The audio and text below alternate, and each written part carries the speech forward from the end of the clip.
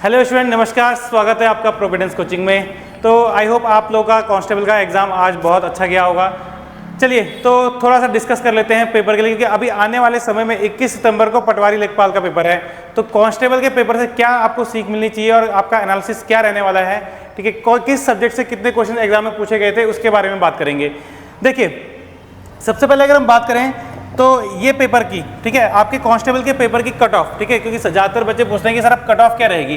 तो देखिए cut off, देखो वैसे तो भविष्य बताना काफ़ी गलत बात होती है, हम ज्योतिषी तो है नहीं, लेकिन पुराने जो आपके एग्जाम पैटर्न अभी देखे जा गए कि जैसे आपका यूके ट्रिपल एस का पैटर्न काफ़ी बदल रहा है। अभी जो आपके एग्जाम में क्वेश्चन आ रहे हैं, ठीक है, उसमें आपको पढ़ने में क्वेश्चन को समय लग रहा है, मैच दी फॉलोइंग के क्वेश्चन आ रहे हैं, स्टेटमेंट पढ़ने पड़ रहे हैं, ठीक है, पूरा 2 घंटा आपका पूरा यूटिलाइज हो जा रहा है। जबकि एक समय ऐसा था कि यूके ट्रिपल एस जो पेपर बनाता था बच्चे 1 घंटे में ही पूरा कर लेते थे, अब पूरा का पूरा 2 घंटा लग रहा है। तो अब आपको भी थोड़ा अपनी स्ट्रैटेजी बदलनी पड़ेगी, ठीक है, थोड़ा बहुत आपको नए पैटर्न के हिसाब से चेंजेस लाने पड़ेंगे। तो पहले मैं आपको डिटेल बताता हूँ कि किस सब्जेक्ट से इस एग्जाम में कितने क्वेश्चन आए थे। ये पूरा आपको बेनिफिट करेगा आपके पटवारी के एग्जाम के लिए। लेकिन एक बार हम देख लेते हैं, क्योंकि बच्चे पूछ रहे हैं कि कट ऑफ कितनी जाएगी। तो देखिए कट ऑफ कितनी जाएगी, तो कट ऑफ काफ़ी चीज़ों पर निर्भर करती है। आप कितने बच्चों ने एग्जाम दिया है इस पर निर्भर करती है, एग्जाम का लेवल क्या रहा है इस पर निर्भर करती है, नंबर ऑफ वैकेंसीज कितनी रही है इस पर निर्भर करती है। तो अगर हम देखें नंबर ऑफ वैकेंसीज कितनी है, तो भाई 2000 पद है आपके पास, ठीक है, 2000 वैकेंसीज है, यानी कि बहुत ज़्यादा वैकेंसीज है। इसका मतलब कट ऑफ अपने आप ही नीचे चली जाएगी, ठीक है। और इसी के साथ आपका जो एग्जाम का पैटर्न है वो मॉडरेट टू टफ है, ठीक है, मॉडरेट टू टफ है, एकदम ईजी पेपर भी नहीं कहते इसको, ठीक है, मॉडरेट कहते हैं, मॉडरेट से थोड़ा ऊपर है कहते हैं, ठीक है। तो अगर आप एकदम डीपली पढ़ रहे होंगे तो उन बच्चों को थोड़ा सही लगा होगा।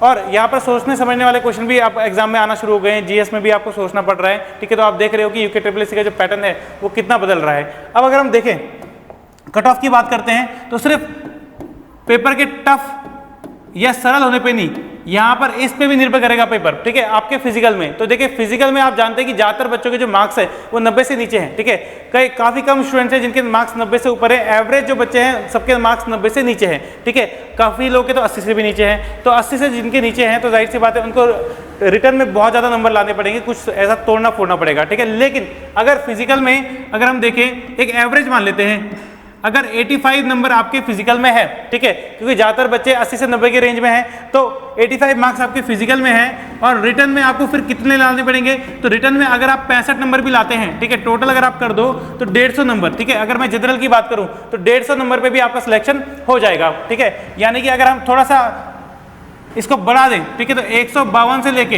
155 नंबर अगर आपके आ रहे हैं, टोटल बोल रहा हूँ मैं, टोटल, ठीक है। कभी कभी क्या होता है कि किसी बच्चे के मार्क्स कम भी आ रहे होंगे, ठीक है, जैसे कि कोई बच्चा 90 नंबर या 85 नंबर से ऊपर है तो जाहिर सी बात है उसे रिटर्न में भी कम लाने पड़ेंगे, ठीक है। तो ऐसा नहीं कि रिटर्न में जिसके 55 नंबर आ रहे होंगे उसका सिलेक्शन नहीं होगा, उसका भी हो जाएगा, ठीक है। उसके फिजिकल में अगर अच्छे मार्क्स हैं, पूरे इससे भी ज़्यादा मार्क्स हैं, तो वहाँ पर उसको रिटर्न में भी कम नंबर में भी काम चल जाएगा। तो अब एवरेज बच्चों की बात कर रहे हैं, ठीक है। तो ज़्यादातर बच्चे अगर 150 से 155 के बीच में है, जनरल कैटेगरी में है, सामान्य कैटेगरी में है, ठीक है, तो आप सेफ स्कोर में है। ओबीसी के लिए आप बस क्या करिए 2 नंबर घटा दीजिए, क्योंकि आधा उत्तराखंड तो ओबीसी की कैटेगरी में आता है, ठीक है। इसके अलावा एससी एसटी के लिए आप 4-5 नंबर और माइनस कर दीजिए, ठीक है, 142 से लेके आप मान लो 146 कर दीजिए, ठीक है। तो ये आपकी एक सेफ स्कोर हो सकता है, ठीक है। चलिए इसके अलावा अब देखियो, अब मैं पटवारी वाले बच्चों को पे आऊँगा, क्योंकि इस पैटर्न ये, क्योंकि ये एकदम ताज़ा एग्जाम है, ठीक है। इसके बाद आपका 21 सितंबर को एग्जाम होना है। अब आपको इसका एनालिसिस अच्छे से समझना पड़ेगा कि भाई उत्तराखंड अगर मैं पढ़ रहा हूँ तो किस तरह के क्वेश्चन एग्जाम में पूछे जा रहे हैं, ठीक है। चलिए, तो मैंने आपका जो उत्तराखंड का पेपर है उसको 7 कैटेगरीज में डिवाइड किया है, ठीक है। 7 कैटेगरीज में डिवाइड करने के बाद अगर हम देखें तो उत्तराखंड से कितने क्वेश्चन आए हैं, तो नॉर्मली तो समूह का जो पेपर होता है 40 नंबर आपके यहाँ 40 क्वेश्चन आते हैं एग्जाम में, ठीक है। यहाँ पर आपके 41 क्वेश्चन हो गए। चलिए, अब 41 क्वेश्चन में भी आप देखोगे तो एक पुलिस रिलेटेड क्वेश्चंस भी यहाँ पर पूछे गए थे, ठीक है, आपके पुलिस संबंधी क्वेश्चन भी पूछे गए थे। तो लगभग पुलिस संबंधी क्वेश्चन आपके 4 पूछे गए थे। तो हो सकता है आगे जो पटवारी वाला पेपर हो उसमें इस तरह के क्वेश्चन पूछे ना जाए, ठीक है। तो बाकी अगर हम बात करें तो सबसे ज्यादा क्वेश्चन आपके किस में पूछे गए थे, ज्योग्राफी से। ज्योग्राफी आपके 12 क्वेश्चन, ठीक है, 12 क्वेश्चन उत्तराखंड, मैं सिर्फ उत्तराखंड की बात कर रहा हूँ, ठीक है। इसमें पूरा जीएस इंक्लूड नहीं है, जीएस का मैंने एनालिसिस अलग से बना रखा है, ठीक है। ये पूरा जीएस में 30 क्वेश्चन कहाँ से पूछे गए थे ये सारा लिखा हुआ है यहाँ पे। तो यहाँ पर आपका उत्तराखंड की बात करेंगे तो उत्तराखंड का जो पेपर है, ठीक है, उसमें 41 क्वेश्चन है, ठीक है, जिसमें से 4 आप माइनस कर दीजिए पुलिस वाले क्वेश्चन, ठीक है। और ज्योग्राफी के आपके 12 क्वेश्चन पूछे गए थे, ठीक है। इसके अलावा हिस्ट्री की बात करते हैं, हिस्ट्री से आपके 10 क्वेश्चन पूछे गए हैं, करंट अफेयर से आपके 7 क्वेश्चन पूछे गए हैं, ठीक है। तो आपका जो मेजर यानी कि जो मेजोरिटी है, ठीक है, वो सिर्फ 3 विषयों के पास है। करंट अफेयर्स, ये सिर्फ उत्तराखंड करंट अफेयर्स की बात हो रही है, ठीक है। उत्तराखंड करंट अफेयर्स के 7 क्वेश्चन थे, और जो आपका इंडियन करंट अफेयर्स होता है, नेशनल करंट अफेयर्स होता है, उसके भी 7 क्वेश्चन थे, ठीक है, पर उसको मैंने जीएस के अंदर काउंट किया है, ठीक है। तो उत्तराखंड करंट अफेयर्स के 7 क्वेश्चन है। आर्ट एंड कल्चर, ठीक है, आर्ट एंड कल्चर में बच्चे काफी डीपली घुस जाते हैं। 5 क्वेश्चन आपके आर्ट एंड कल्चर से पूछे गए हैं। बुक से 2 क्वेश्चन आपके किताबों के नाम पूछे गए हैं, और 1 क्वेश्चन आपका पॉलिटी से पूछा गया है, जिसको मैं उत्तराखंड पॉलिटी के अंदर उस क्वेश्चन को ले रहा हूं, ठीक है। तो आपका मेजोरिटी जो है वो किसके पास है? करंट अफेयर्स, हिस्ट्री, ज्योग्राफी, और आर्ट एंड कल्चर को भी आप उसमें जोड़ सकते हो, ठीक है। तो आप देखो मेजोरिटी जो क्वेश्चन है वो इन्हीं के पास है। अब और उत्तराखंड करंट अफेयर्स आपकी चल रही है, ठीक है, उत्तराखंड करंट अफेयर्स अभी आने वाली भी है, ठीक है। आपका जो चयन बैच है, हमारा स्पेशल बैच है पटवारी लेखपाल की टेस्ट सीरीज जो अब हमारी शुरू होगी, ठीक है, तो उसमें उसको आप ज्वाइन कर लेना। उसमें उत्तराखंड के पेपर्स हम अलग से बताएंगे, ठीक है। और साथ ही साथ अमित सर तो उत्तराखंड आपको रेगुलरली यूट्यूब में प्रोवाइड करवा ही रहे हैं, ठीक है। चलो, ये था हमारा 41 क्वेश्चन का, ठीक है। 41 क्वेश्चन एक उत्तराखंड ने खा लिया, तो आपके पास 19 क्वेश्चन ही किसके पास बचे? हिंदी। हिंदी आप जानते हैं स्कोरिंग है, ठीक है, हिंदी स्कोरिंग है, और हिंदी में भी आपको लगभग अलग अलग टॉपिक से क्वेश्चन पूछे गए थे, ठीक है। आपके जीएस की बात करते हैं, तो जीएस, ठीक है, जो सबसे ज्यादा टफ होता है, सबसे, क्योंकि स्कोरिंग नहीं होता, जीएस स्कोरिंग नहीं होता, और सबसे ज्यादा मुश्किल भी होता है, ठीक है। आपका जीएस से 30 क्वेश्चन आते हैं, ठीक है। 30 क्वेश्चन में ज्योग्राफी से 6 क्वेश्चन, पॉलिटी से 4 क्वेश्चन, एंशिएंट हिस्ट्री से 2, और मॉडर्न हिस्ट्री से आपका 3, ठीक है। यानी कि मिडिवल से एक भी क्वेश्चन नहीं था आपके पेपर में।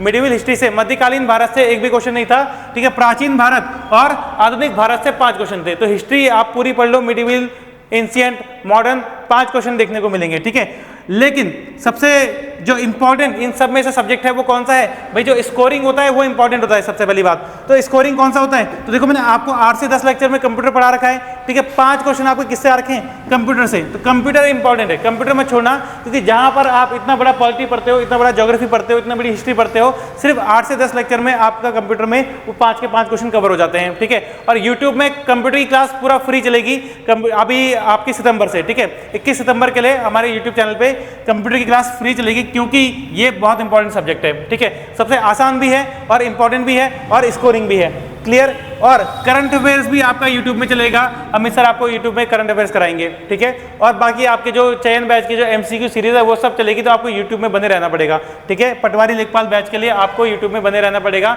जब भी क्लासेस होती हैं। अभी आपके एमसीक्यू सीरीज चलेंगी, 100 क्वेश्चन वाली सीरीज चलेंगी, टॉपिक वाइज सीरीज चलेंगी, ठीक है। सबके लिए बने रहना है। इकोनॉमिक्स, अर्थशास्त्र वैसे बच्चे छोड़ देते हैं क्योंकि क्वेश्चन कम आते हैं एग्जाम में, तो हमेशा की तरह इस बार भी कम आया है, 2 ही क्वेश्चन आपके अर्थशास्त्र से पूछे गए थे, ठीक है।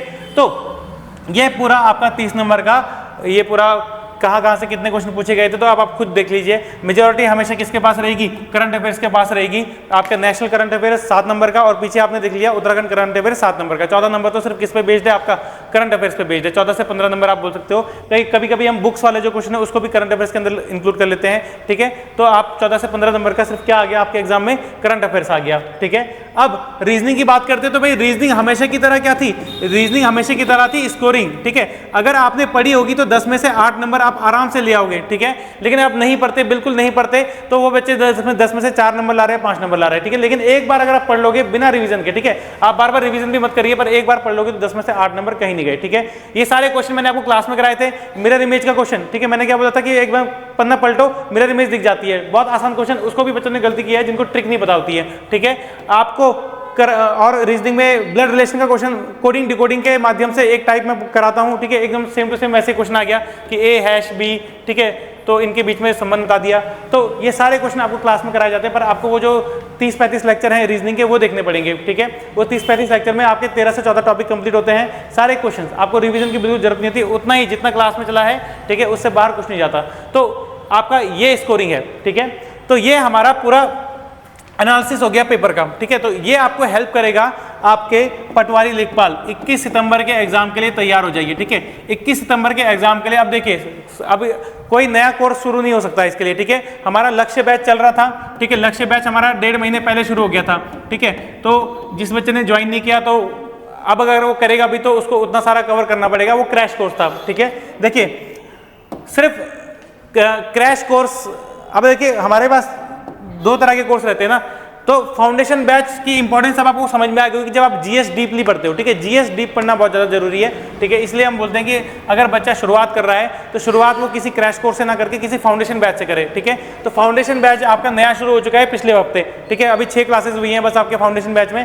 तो आप अभी भी अगर आपका लॉन्ग टर्म प्लान है, ठीक है, अगर आपका एग्जाम अगर आपको अगले साल के लिए देना है, ठीक है, 7-8 महीने के लिए देना है, क्योंकि इस साल का कैलेंडर तो खत्म हो गया, अब नया एग्जाम कैलेंडर आएगा आपका, ठीक है। और नए एग्जाम कैलेंडर में अगली वैकेंसीज पूछी आपको मिलेंगी, ठीक है, चुनाव से पहले भी वैकेंसीज आ जाती हैं, ठीक है। तो अभी आपके पास सफिशिएंट टाइम है, ठीक है, सफिशिएंट टाइम है आपके पास, क्लियर। तो आप फाउंडेशन बैच ज्वाइन कर सकते हो। इसी के अलावा जिसको एकदम ही जल्दी है, ठीक है, वो क्योंकि जल्दीबाजी में आप जानते हो कि सिर्फ इंपॉर्टेंट और मेजर टॉपिक्स पे ही ध्यान दिया जाता है, फिर भी हमने क्रैश कोर्स में पूरी कोशिश की कि पूरा डीपली पढ़ाई जाए, ठीक है, उसको भी हमने फाउंडेशन के बराबर लाने की पूरी कोशिश की है, ठीक है। और इसके अलावा जो अब सबसे इंपॉर्टेंट बैच रहेगा वो रहेगा चयन बैच, ठीक है, टेस्ट सीरीज वाला बैच, ठीक है। टेस्ट सीरीज वाला बैच आपके लिए सबसे इंपॉर्टेंट रहेगा। टेस्ट सीरीज जिसमें आपकी फुल लेंथ टेस्ट होंगी, टॉपिक वाइज टेस्ट होंगी, पीडीएफ आप घर पे बैठ के प्रिंट निकाल सकते हो अगर आप देहरादून नहीं आ सकते तो, और 1 साल की वैलिडिटी मिलेगी एग्जाम अगर पीछे भी जाता है, या अदर एग्जाम में भी आपके वो सीरीज काम आ जाएगी, ठीक है। तो ये सारी क्लासेस अभी आने वाले समय में चलने वाली हैं, ठीक है। आपको यूट्यूब पे बने रहना है, सारी यूट्यूब में सेशंस चलते रहेंगे, ठीक है। यूट्यूब का आप जानते हो कि सारी क्लासेस फ्री रहती हैं यूट्यूब में जो भी चलता है, तो ठीक है, तो यूट्यूब में भी आपके सेशन चलेंगे, ठीक है, टॉपिक वाइज सीरीज और आपके फुल लेंथ टेस्ट वो सब चलेंगे। तो कोशिश करिए कि इस पेपर को जो बच्चे हमारे लक्ष्य बैच से जुड़े हैं, ठीक है, या फिर जो फाउंडेशन बैच में जुड़े हैं जिनका 21 सितंबर को एग्जाम है, इस पेपर को प्रिंट आउट निकालिए, ठीक है। मैंने ग्रुप्स में आपको ये पेपर की पीडीएफ भेज दी है और इसको सॉल्व करिए, एनालाइज करिए, ठीक है। अगर आपने क्लास में पॉलिटी पढ़ लिया तो पॉलिटी का कैसा क्वेश्चन एग्जाम में पूछा जा रहा है, ठीक है। करंट अफेयर्स पढ़िए तो करंट अफेयर्स का कैसे एग्जाम में क्वेश्चन पूछा जा रहा है, ठीक है। तभी आप एक तरीके से बेहतर तैयारी कर पाओगे, क्योंकि कंपटीशन अब बहुत ज़्यादा धीरे धीरे बढ़ते रहेगा, ठीक है, और वैकेंसीज की संख्या धीरे धीरे घटती रहेगी। चलिए, तो कुछ भी इन्फॉर्मेशन अगर आपको लेनी है आने वाले समय में कौन कौन सी वैकेंसी आने वाली है, तो अभी हमें आपको आरओ की भी वैकेंसी देखने को मिलेंगी, तो उसके लिए भी हम धीरे धीरे आपको आने वाली वीडियो में, ठीक है। आप जानते हो कि कुछ आरटीआईज मैंने लगाई थी, तो उस आरटीआई का जवाब आया, तो कितनी वैकेंसीज आपकी किस किस डिपार्टमेंट में खाली हैं वो भी मैं आपको धीरे धीरे समय में बताते रहूँगा, ठीक है। तो अभी आगे आने वाली वैकेंसीज हैं, लेकिन आपको क्या करना है, आपको एकदम 3-4 महीने वाली तैयारी नहीं करनी है कि 3 महीने में एग्जाम निकालने, 4 महीने में एग्जाम निकालने। आपको सफिशिएंट टाइम देना पड़ेगा। 7-8 महीने सिर्फ सिलेबस कंप्लीशन में लग जाते हैं, और उसके बाद आपको 2-3 महीने इसके साथ साथ टेस्ट सीरीज भी अगर आप साथ में चलाते रहें तो 7-8 महीने में आपकी तैयारी अच्छी हो जाती है टेस्ट सीरीज के साथ में, ठीक है। अगर आप टेस्ट सीरीज नहीं कर रहे हो, सिर्फ क्लासेस अटेंड कर रहे हो तो कोई फायदा नहीं है, ठीक है।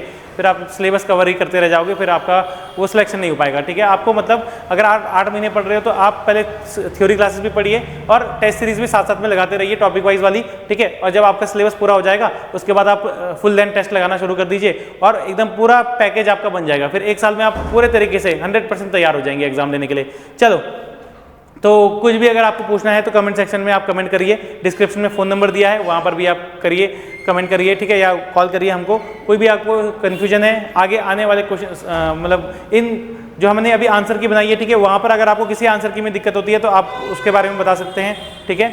और आने वाले समय में कौन कौन सी वैकेंसीज हैं और आपके हाथ में कौन कौन सी वैकेंसीज है, क्योंकि अभी आप सफिशिएंट टाइम है, ठीक है। कैलेंडर अभी है नहीं, एग्जाम कैलेंडर आप जानते हो कि जितनी पुरानी वैकेंसीज थी उसका ही दिसंबर तक ड्रामा चलेगा। अब नई वैकेंसीज जो आएंगी, ठीक है, वो आपकी सारी अब नेक्स्ट ईयर के लिए ही आपको टारगेट करना है, ठीक है। तो अभी आपके पास सफिशिएंट टाइम है, तैयारी अभी भी शुरू कर सकते हो, तो आप अच्छे तरीके से अचीवमेंट पा सकते हो, जो भी आपका सपना है पूरा कर सकते हो। चलिए, तो थैंक यू सो मच सभी का। इतने देर तक अगर आपने वीडियो को देखा है तो वीडियो को लाइक जरूर करिए, और हो सके तो आप एक कमेंट भी करिए, और किसी भी वैकेंसीज के बारे में आप मतलब पूछ सकते हैं कमेंट सेक्शन में, कोई क्वेश्चन जरूर पूछिए कमेंट में, ठीक है। Thank you so much.